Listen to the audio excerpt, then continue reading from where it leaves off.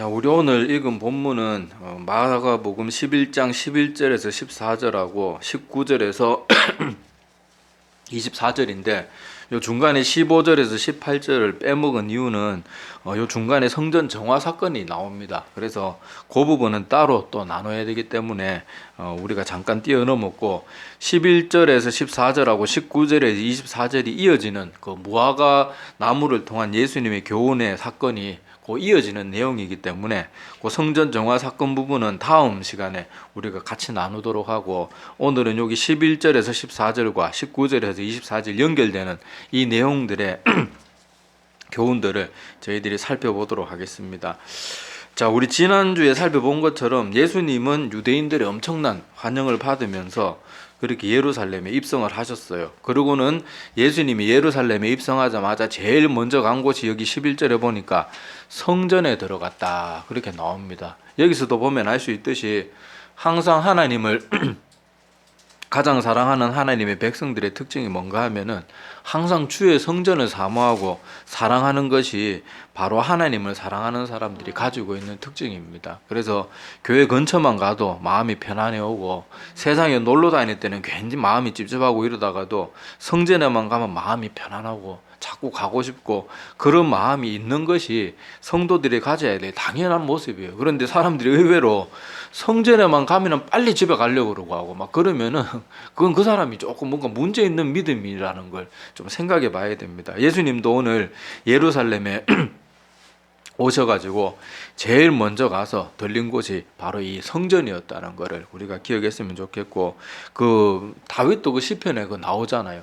궁정에서 첫날보다 내가 하나님 그 성전에 문지기로 하루 있는 게 차라리 낫다, 그렇게 말하는 그 찬송시도 있듯이 정말로 하나님을 사랑하는 사람들은요, 교회 화장실 청소만 해도 기쁜 거예요. 근데 사람들은, 제가 전에 어떤 교회에서 화장실 청소 자발적으로 하라고 그렇게 그 뭐라 그러지, 명단을 이렇게 써붙여 놨는데 그 수많은 몇천 명이 되는 교회에서요, 그 이름 쓰는 사람이 거의 없더라고요. 그 몇 날 며칠 붙어 있는데, 뭐 제 자랑 안 하면 저는 제일 빨리 썼어요. 혹시라도 난 쓸 자리 없어요. 난 너무 많이 써가지고 쓸 곳이 없을 줄 알고 빨리 썼더니 아무도 안 쓰더라고요.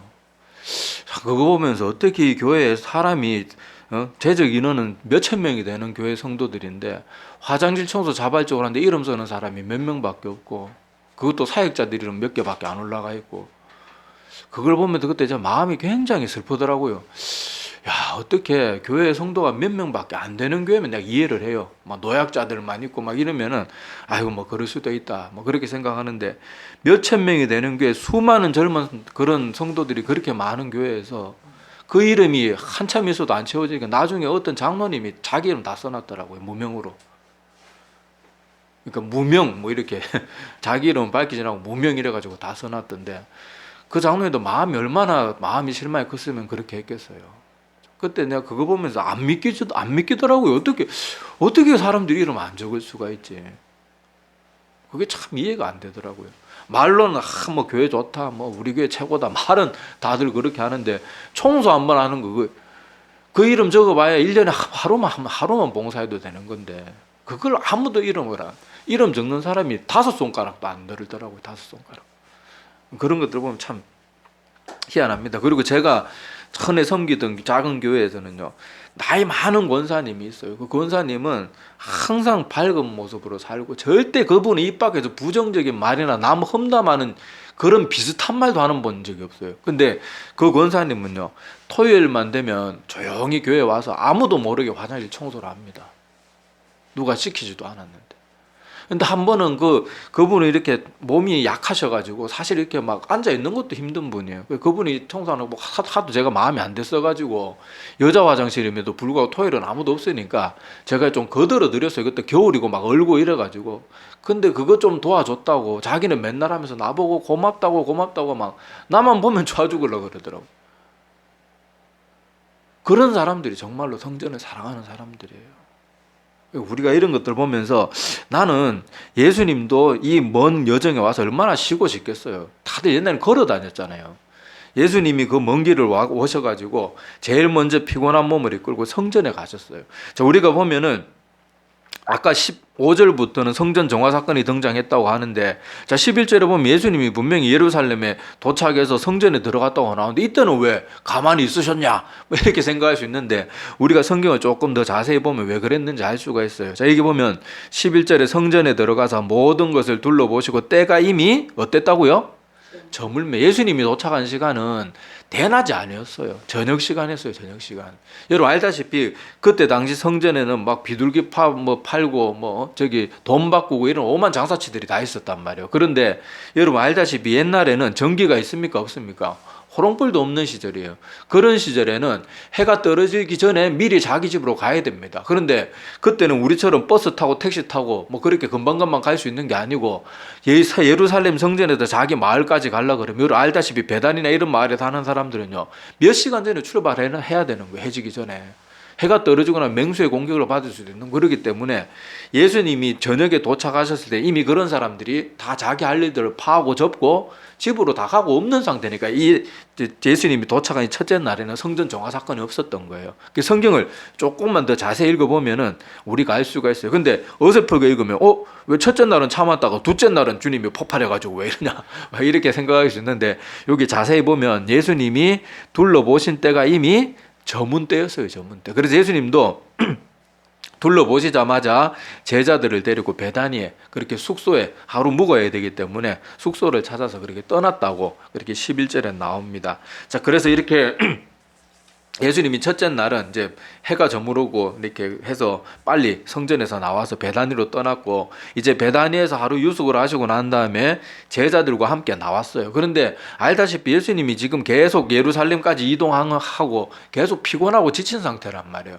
그런데 또 일어나자마자 또 베다니를 나와서 예루살렘으로 향하고 있으니까 당연히 계속 걸어야 되는데 배가 고프시겠죠. 그래서 여기 예수님께서 12절 끝에 보면 시장하셨다, 배가 고프셨다 이렇게 나옵니다. 자, 혹시라도 이런 예수님의 인간적인 모습들이 등장할 때는 항상 기억해야 돼요. 예수님은 우리와 똑같은 인간의 몸을 입고 있었다는 것을 꼭 기억해야 됩니다. 제가 이 부분이 나올 때마다 계속 반복해서 설명드리는데, 이 성경에 있어서 제일 중요한 교리 중에 하나가 삼위일체하고 기독론이에요. 이걸 부정하는 거는 이단 중에도 상이단들입니다. 자, 기독론은 뭔가 하면 제가 여러 번 말씀드려가지고 제 설교 들어보신 분들은 이제 어느 정도 뼈대가 잡히겠지만은, 기독론은 어렵고 복잡한 게 아니에요. 예수님은 참 하나님이고 참 인간이시다. 이게 기독론이거든요. 자, 여기서는 우리가 예수님이 배고프셨다, 이것을 통해서는 우리가 뭘 기억해야 돼요? 예수님은 우리와 똑같은 인간의 몸을 입고 오셔가지고 우리 인간이 느꼈던 모든 통증, 감각, 우리 인간이 느끼는 모든 희로애락, 오감, 이런 모든 것을 다 똑같이 느끼셨다는 걸 꼭 기억해야 돼요. 어떤 사람들은요 예수님이 하나님의 아들이라는 것을 인정을 합니다. 인정을 해요. 그런데 어떻게 하나님이 더러운 인간의 육체를 입고 오실 수 있냐 그러면서 예수님을 되게 높이는 척하면서 예수님이 우리와 똑같은 인간의 몸으로 입고 오셔서 우리와 똑같은 고통이나 감각이나 감정이나 이런 거 다 느꼈다는 걸 거부하는 사람들이 있어요.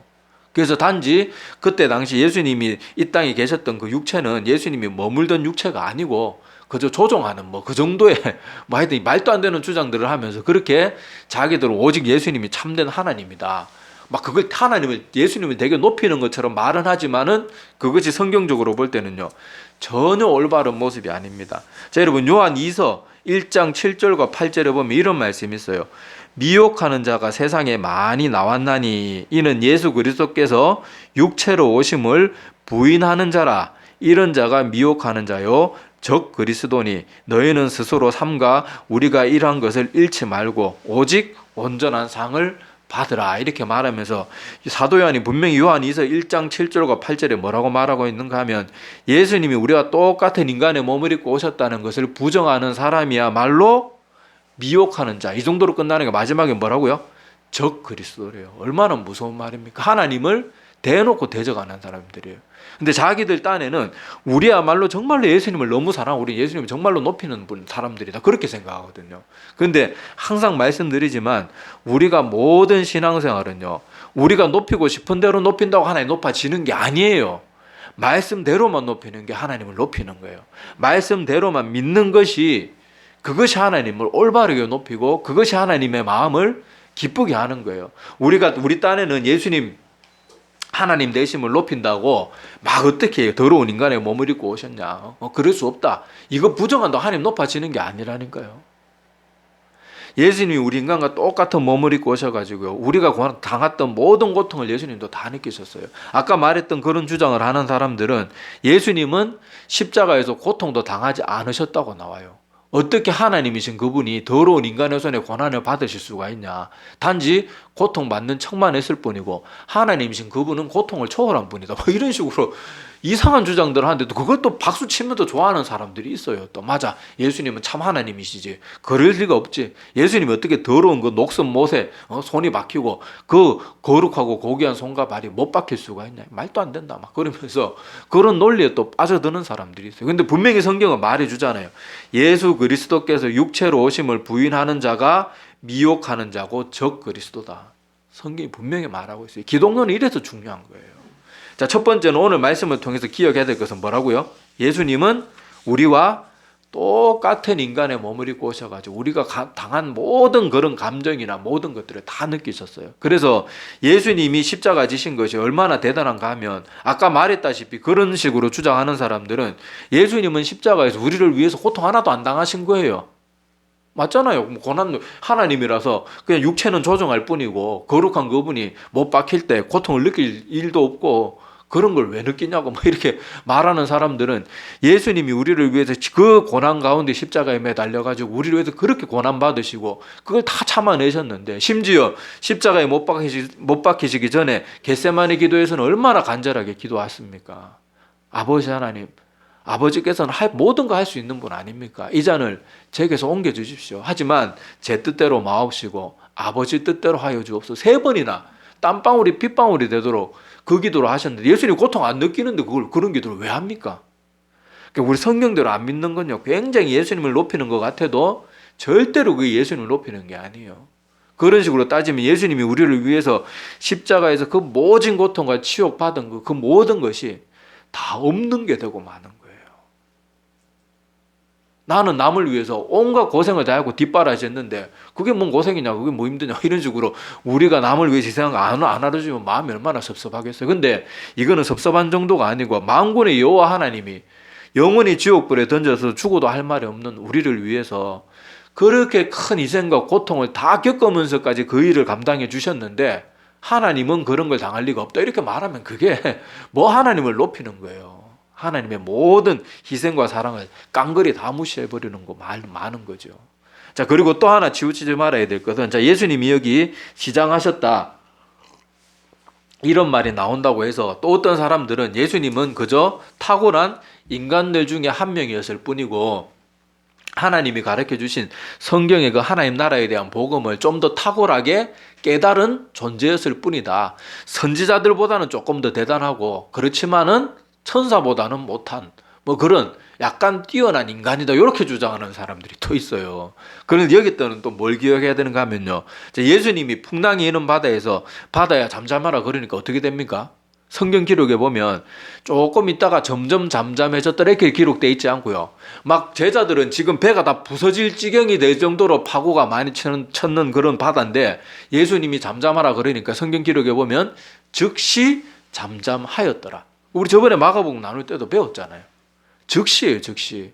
풍랑이 차츰차츰 잦아드는 건 그냥 우연히 그럴 수도 있고 잦아들 때가 돼서 그럴 수도 있는 것이고 그런 거예요. 그런데 막 파도가 배가 부서질 정도로 막 몇 미터씩 파도가 치던 그 파도가 잠잠하라 하는데 즉시로 팍 잠잠해지는 게 말이 안 되는 거예요. 자연현상으로는 있을 수가 없는 거예요.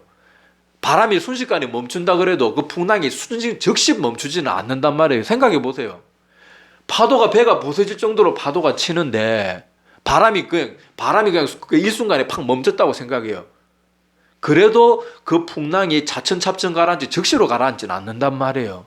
근데 예수님은 우리와 똑같은 피곤도 느끼고 그 배에서 너무너무 피곤해가지고 그 배가 부서질 지경이 될 정도로 흔들리는데도 예수님은 너무 피곤하셔가지고 주무요. 그것 보면 또 예수님도 우리를 위해서 얼마나 피곤한 삶을 사셨는지 그것도 좀 우리가 기억해야 됩니다. 자, 그런데 그런 풍랑이 있는 가운데 예수님이 잠잠하라. 즉시 잠잠해지는 거예요.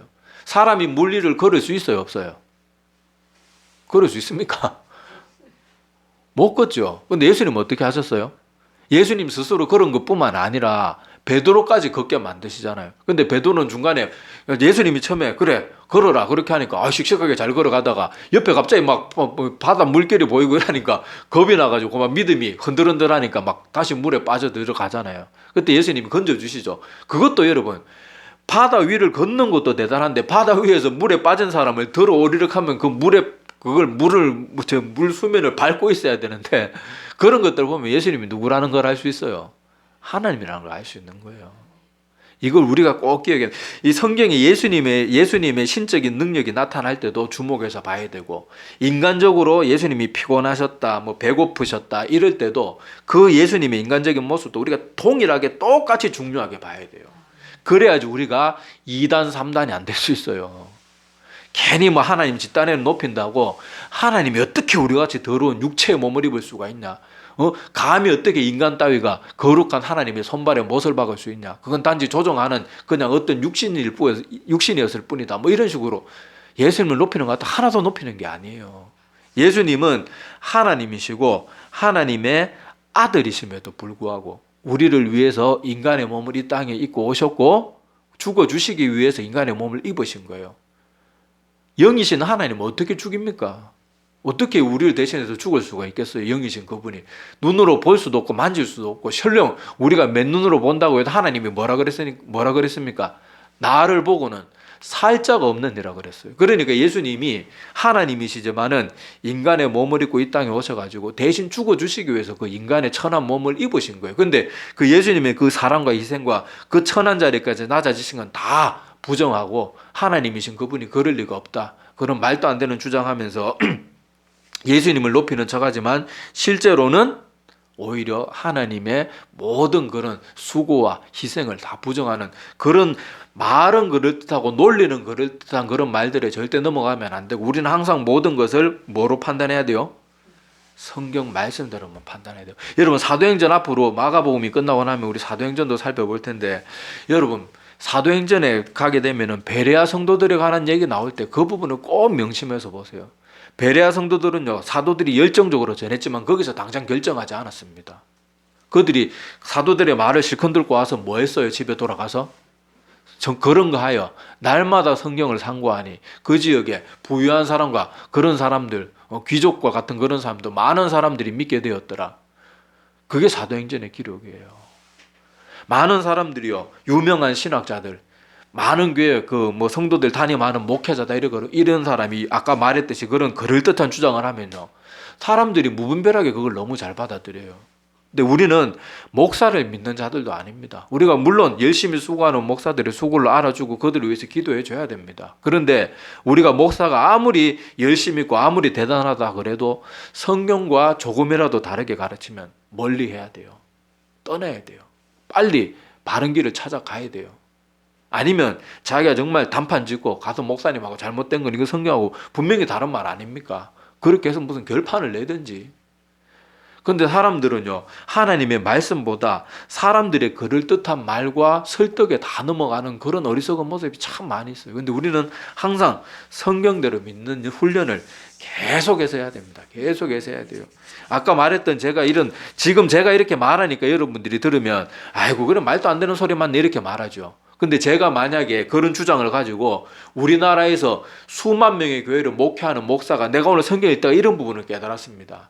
예수님이신 그 하나님이신 분이 어떻게 이런 더러운 일을 당할 수가 있겠습니까? 이거는 말도 안 되고 이런 식으로 우리가 주장하는 건 예수님의 하나님 되심을 부인하는 겁니다. 막 이렇게 막 전하면요. 대부분의 사람들은 저한테 다 동조합니다. 그리고 아니 성경에 그렇게 안 적혀있는데 누가 반기를 들지도 않겠지만 누가 만약에 그런 식으로 반문을 하면요. 야 조용히 있어 조용히. 뭐 이제 유명한 목사님이 저 말하는데 네가 뭐 성경 뭘 안다고 이런 식으로 대본에 나옵니다. 제가 말했던 이 이론들이요. 대단한 사람들이 다 주장했던 말들이에요. 처음에 하나님 잘 믿다가 이런 주장에 빠져서 잘못된 길로 간 사람들 많고요. 만인구원론에 빠진 유명했던 목회자들도 한둘이 아니고요.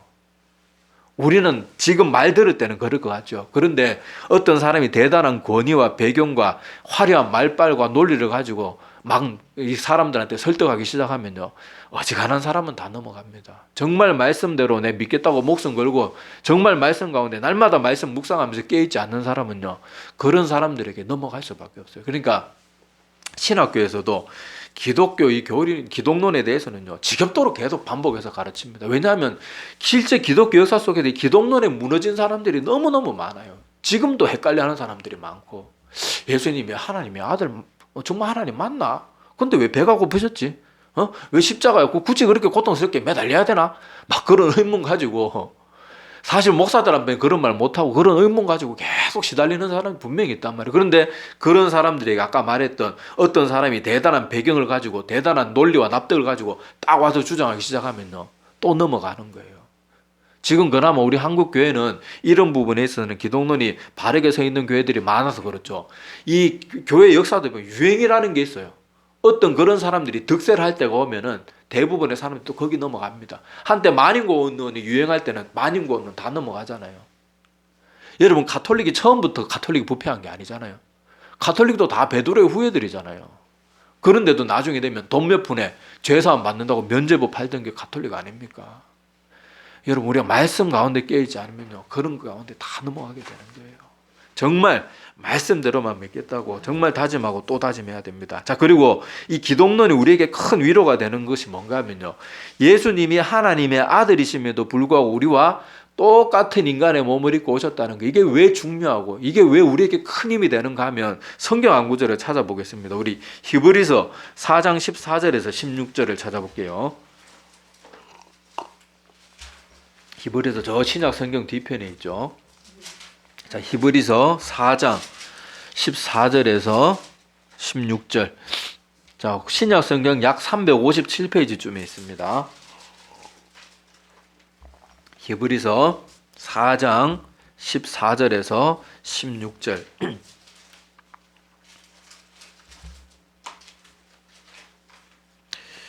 신약 성경 357페이지쯤이 됩니다. 요 한두 페이지는 그 성경 출판사마다 인쇄할 때 한두 페이지는 차이가 날 수 있어요.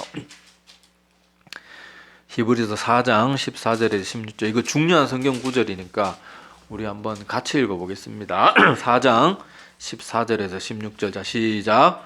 그러므로 우리에게 큰 대제사장이 계시니 승천하시니 곧 하나님의 아들 예수시라. 우리가 믿는 도리를 굳게 잡을지어다. 우리에게 있는 대제사장은 우리의 연약함을 동정하지 못하실 이가 아니요 모든 일에 우리와 똑같이 시험을 받으신 이로되 죄는 없으시니라. 그러므로 우리는 긍휼하심을 받고 때를 따라 돕는 은혜를 얻기 위하여 은혜의 보좌 앞에 담대히 나아갈 것이니라. 아멘. 자, 이 말씀이 얼마나 우리에게 큰 힘이 되는지 몰라요. 자, 이 말씀에 보면 우리에게는 큰 대제사장이 계시는데 그게 누구라고요? 하나님의 아들 예수 그리스도시래요. 그런데 이 예수님은 어떤 분인가 하면요, 여기 보면 아까도 말했다시피 인간으로 오심을 부정하는 이들은 이 말씀도 부정하는 거예요. 자, 근데 오늘 15절에 보면 우리에게 있는 대제사장은 어떤 분이라고요? 우리의 연약함을 동정하지 못할 분이 아니래요. 충분히 우리의 연약함을 알고 동정해 줄 수 있는 분이. 왜냐하면 모든 일에 우리와 똑같이라고 되어 있어요. 똑같이. 하나님이시라서 그냥 멀리서 지켜본 게 아니고 우리와 똑같이 뭐까지 받았다고요? 시험도 받았는데 우리 인간은 어때요? 시험에 자주 넘어지지만 예수님은 시험을 받고 죄는 짓지 않으셨어요. 그렇지만은 예수님은 인간의 몸을 입고 오셨을 때 배고픔이 뭔지도 알고 외로움이 뭔지도 알고 사람이 그 유혹들, 배고픔의 그 고통들, 외로움의 고통들, 서러움의 고통, 슬픔의 아픔들, 이런 것들을 직접 인간의 몸을 입고 다 똑같이 느껴보셨다는 거예요. 그래서 예수님이 우리 죄인들이 주님 앞에 나와서 하나님, 제가 이런 부분에 또 실수하고 또 연약했습니다, 용서해 주세요. 그러면은 예수님이 어떻게 하신다고요? 우리의 그런 연약함을 모르는 채 할 뿐이 아니래요. 충분히 공감하고 동정해 주실 수 있는 분이 바로 우리 주님이라는 거예요. 그러니까 기독론, 예수님은 하나님이시지만 우리와 똑같은 인간의 몸을 입고 오셨다는 이 중요한 기독론이 이 말씀 속에 왜 중요한지가 다 들어있는 거예요. 우리에게 있는 대제사장은 우리가 하나님 앞에 우리의 약함을 고백하고 우리를 살려달라고 용서해달라고 구할 때마다 안다. 내가 다 안다. 내가 다 알고 있다. 내가 용서해주고 내가 고쳐주겠다. 말할 수 있는 분이 바로 주님이란 말이에요. 그런데 감히 인간의 논리 따위로 예수님의 하나님 되심을 부정한다든지 아니면 예수님이 우리와 똑같은 인간의 몸을 입고 오셨다는 걸 부정한다든지 그런데 또 그런 주장을 하는 사람들이 조금 유명한 대학교 신학자라 그러고 조금 유명한 큰 교회 목사라 그러면요 무슨 소리 하든지 아멘 아멘 하면서 쫓아다니고요. 정신 차려야 돼요. 정신 차려야 돼요. 왜 그렇게 말씀대로 안 믿는지 참 너무 답답할 때가 너무너무 많아요.